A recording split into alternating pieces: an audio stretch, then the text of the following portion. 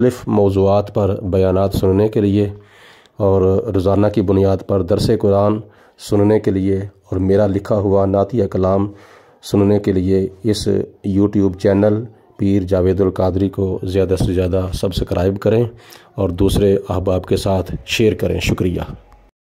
اللہ تبارک و تعالی فی القرآن المجید والفرقان الحمید۔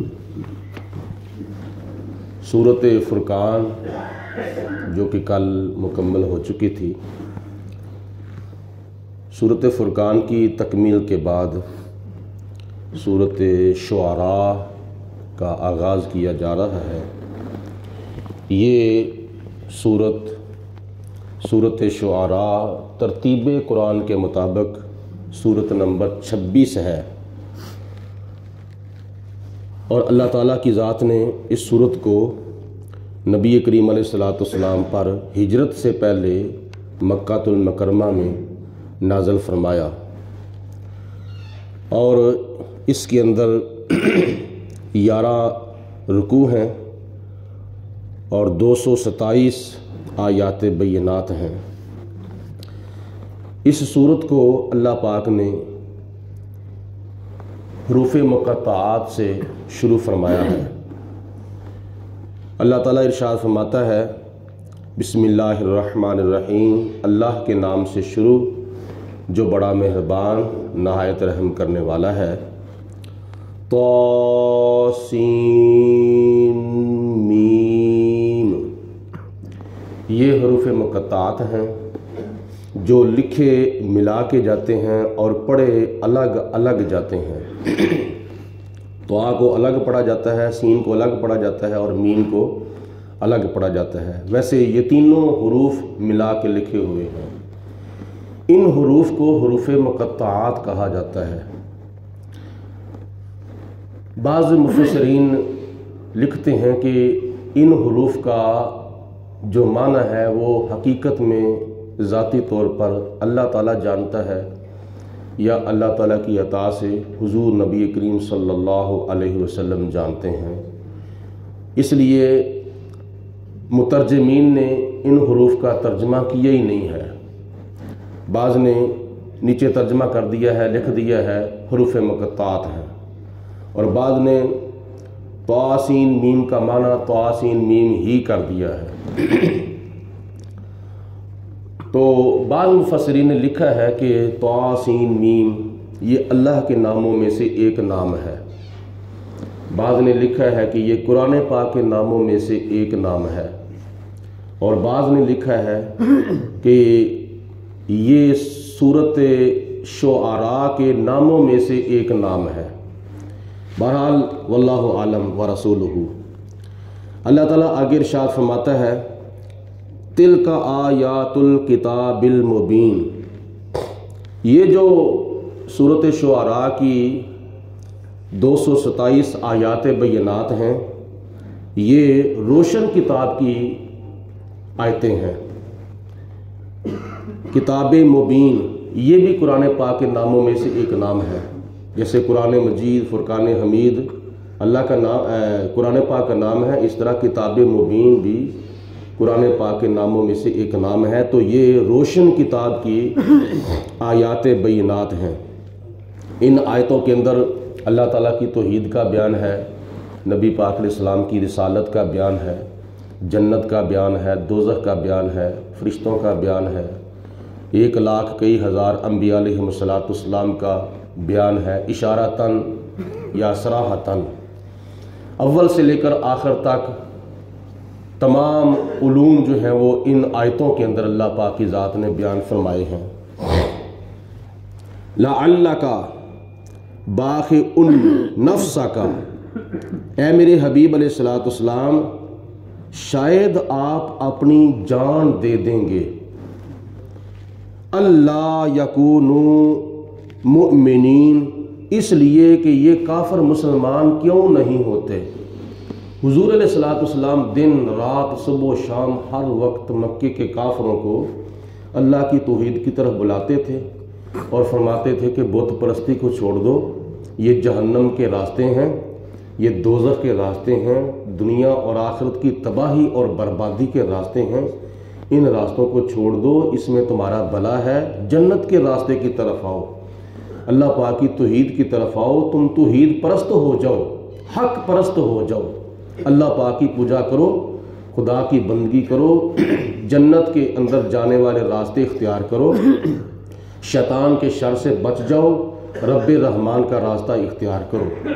حضور علیہ الصلوۃ والسلام کو چونکہ رسول اور نبی بنا کر بھیجا گیا تھا اللہ کی طرف سے، تو حضور علیہ الصلوۃ والسلام اللہ تعالیٰ کا بھیجا ہوا پیغام جو تھا وہ ان تک پہنچاتے تھے، اور اتنی محنت کرنے کے باوجود، صبح و شام دن رات تگ و دو کرنے کے باوجود، مکے کے اکثر کافر جو تھے وہ نبی پاک علیہ الصلوۃ والسلام کا کلمہ نہیں پڑھتے تھے، اور بعض نبی پاک علیہ السلام کی تبلیغ سے متاثر ہو کر کلمہ پڑھ بھی جاتے تھے، اور جو نہیں کلمہ پڑھتے تھے، جو حق کی طرف نہیں آتے تھے، تو حضور علیہ الصلوۃ والسلام ان کی بڑی ٹینشن لیتے تھے اور بہت ہی پریشان رہتے تھے ان کے معاملے میں۔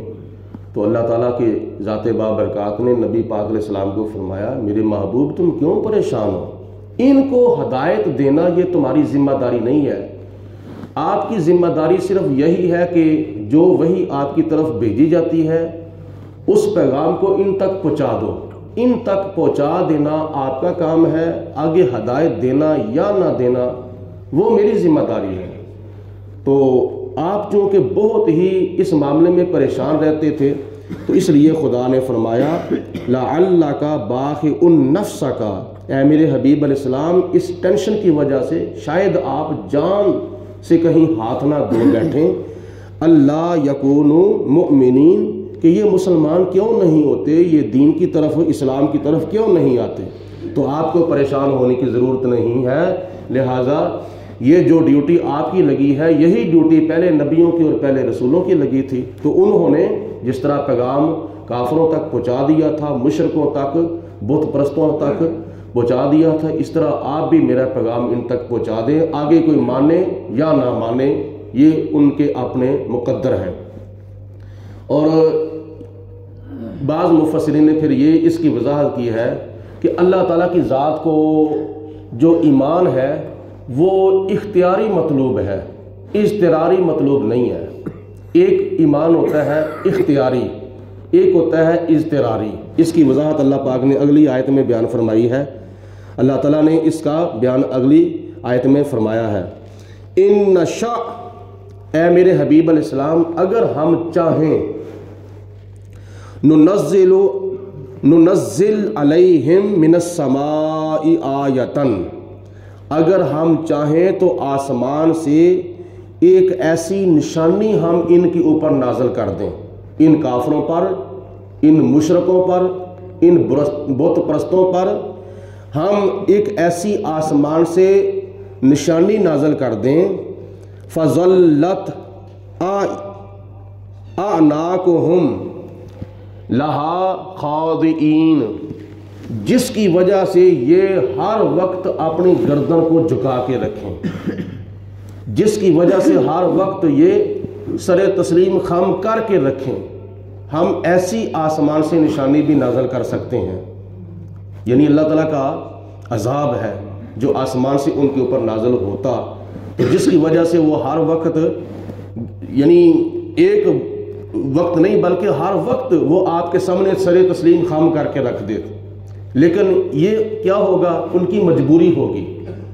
اضطراری ایمان کو اللہ کو مطلوب نہیں ہے، اختیاری ایمان اللہ کو مطلوب ہے، کیونکہ اللہ پاک کی ذات نے کافروں کو اختیار دیا تھا، آنکھوں سے سنتے تھے، آنکھوں سے دیکھتے تھے، کانوں سے سنتے تھے، زبان سے بولتے تھے، اور دماغ سے سوچتے تھے، اور ہاتھوں سے کام کرتے تھے، پاؤں سے چلتے تھے۔ یہ اللہ پاک کا دیا ہوا اختیار ہے۔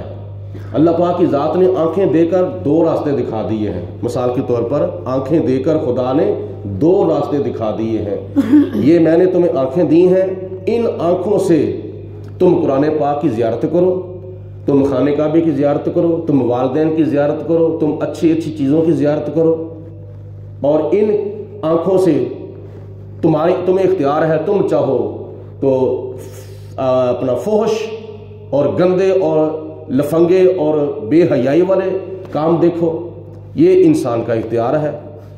زبان خدا نے دی ہے، یہ اختیار بھی دیا ہے کہ تم چاہو تو اس زبان سے تلاوت قرآن کرو، اچھی گفتگو کرو، اللہ رسول کی صفت و ثنا کرو، نعتیں پڑھو، اور تم چاہو تو چغلیاں کرو، غیبت کرو، لیکن دو راستے دکھا دیے ہیں، ادھر جاؤ گے تو تمہیں فائدہ ہوگا، ادھر جاؤ گے تو تمہیں نقصان ہوگا۔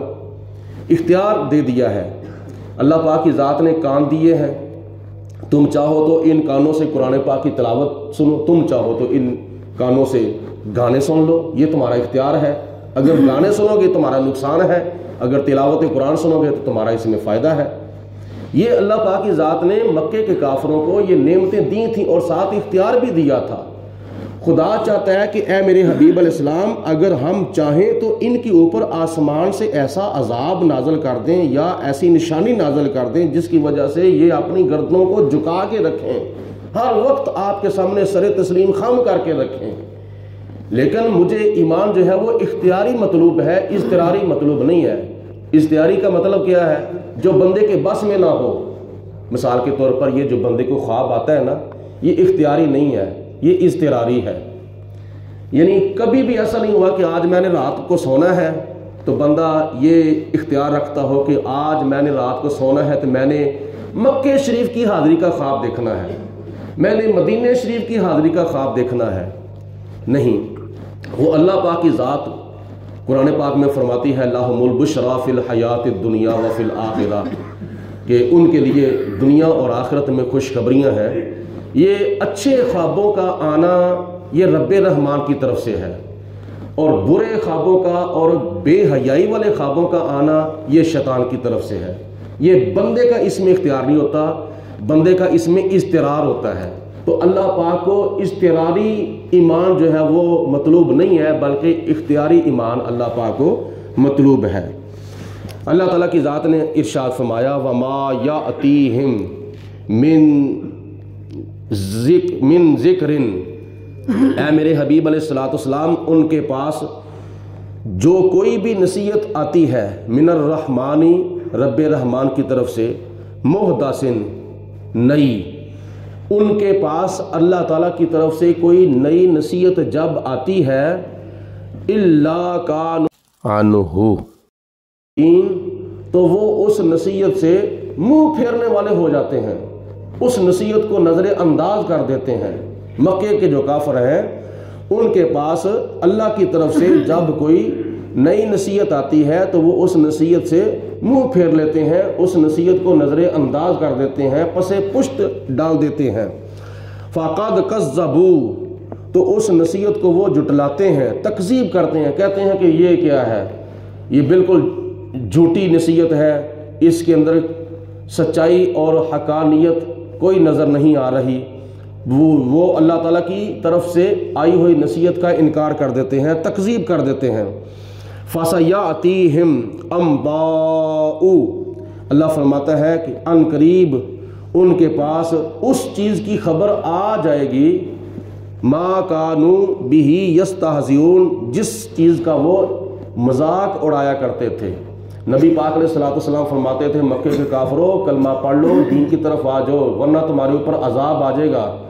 تو وہ کہتے تھے کہ کون سا عذاب آنا ہے، وہ اللہ تعالیٰ کی طرف سے آنے والے عذاب کا مذاق اڑاتے تھے۔ تو اللہ تعالیٰ فرماتا ہے کہ ان قریب ان کے پاس اس چیز کی خبر آ جائے گی جس کا وہ مذاق اڑایا کرتے تھے، یعنی قیامت کے دن ان قریب اس عذاب کو وہ چکھ لیں گے، اس عذاب سے دو چار ہو جائیں گے۔ اولم یروا الی الارض، اے میرے حبیب علیہ السلام کیا انہوں نے زمین کی طرف نہیں دیکھا؟ اولم یروا الی الارض، کیا انہوں نے زمین کی طرف نہیں دیکھا؟ کم انبتنا فیہا من کل زوج کریم، کہ ہم نے کیسے کیسے اور کتنے عزت والے عمدہ جوڑے جو ہیں وہ پیدا کیے ہیں۔ اس سے مراد زمین کے اندر جو پیدا ہونے والے پھل ہیں، اگنے والے اناج ہیں، اللہ پاک نے ان کی طرف اشارہ فرمایا ہے کہ انہوں نے زمین کی طرف نہیں دیکھا کہ زمین جو ہے وہ کتنے ان کے لیے اناج اگا رہی ہے، کتنے پھل اگا رہی ہے، کیسے کیسے عمدہ جوڑے جو ہے وہ ان کے لیے اگا رہی ہے کہ جن کو یہ کھاتے ہیں، پیتے ہیں، پانی نکلتا ہے، پیتے ہیں، اناج اگتا ہے، یہ اس کو کھاتے ہیں۔ تو ان کے بتوں میں سے کوئی یہ کام کر سکتا ہے؟ نہیں، یہ میں کر سکتا ہوں۔ تو میری وحدانیت اور میری توحید کی یہ دلیلیں دے کر بھی نہیں مانتے۔ کیا انہوں نے زمین کی طرف نہیں دیکھا؟ ان فی ذالک لآیہ، بے شک اس کے اندر بہت بڑی ایک نشانی ہے۔ وما کان اکثرہم مؤمنین، اور ان کے اکثر لوگ ایسے ہیں کہ جو ایمان نہیں لاتے بلکہ ناشکری کرتے ہیں۔ وَإِنَّ رَبَّكَ لَهُوَ الْعَزِيزُ الرَّحِيمُ، اور بے شک اے میرے حبیب علیہ السلام آپ کا رب جو ہے وہ بے حد عزت والا ہے اور بے حد رحم کرنے والا ہے۔ اللہ پاک ہم سب کو قرآن پاک کی تعلیمات پر عمل کرنے کی توفیق عطا فرمائے۔ وآخر دعوانا ان الحمدللہ رب العالمین۔ درود پاک پڑھیں۔ یا رسول اللہ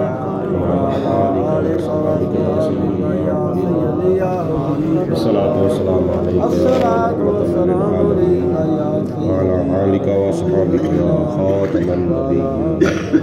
اللہم صلی علی سیدنا و مولانا محمد معدن الجود والکرم وآلہ وصحابہ وبارک وسلم۔ ربنا آتنا فی الدنیا حسنۃ وفی الآخرۃ حسنۃ وقنا عذاب النار۔ اللہم اید الاسلام والمسلمین، اللہم اید الایمان والمؤمنین۔ ربنا اغفر لی ولوالدی وللمؤمنین یوم یقوم الحساب، واعف عنا واغفر لنا وارحمنا انت مولانا فانصرنا علی القوم الکافرین۔ یا اللہ ہماری نماز فجر کو، ہماری دعا کو اپنی بارگاہ میں قبول و منظور فرما۔